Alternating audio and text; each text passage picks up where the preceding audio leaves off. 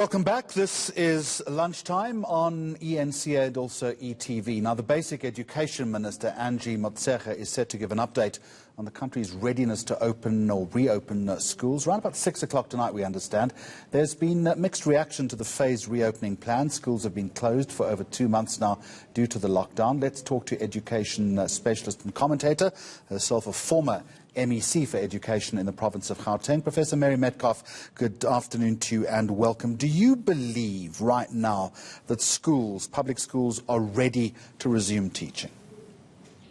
I believe that many schools are ready to begin teaching, and that what we need is all stakeholders to work together to make sure that as many schools as possible open.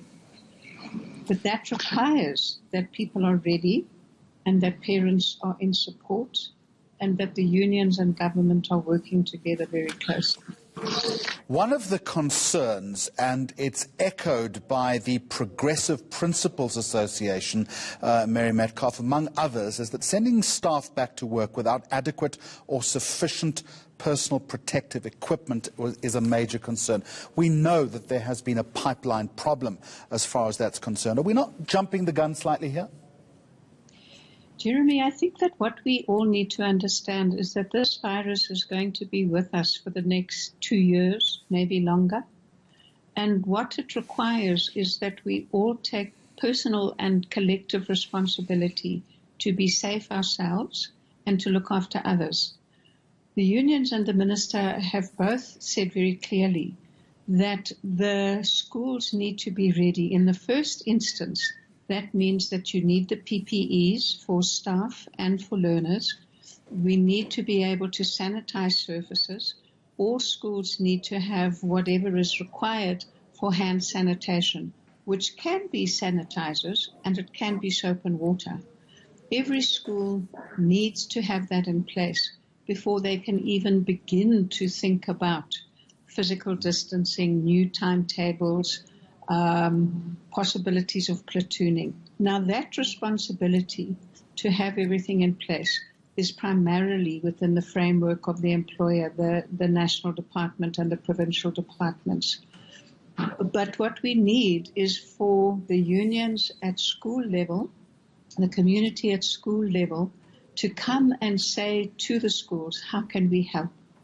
Because the minister can't answer the question, is my school ready? It's only my school understanding the science and knowing what's required, leading staff, workers, learners, parents together to ensure that that school's going to be safe. In your opinion, is it a wholesale opening of schools or is it a phased opening with priority given to certain grades?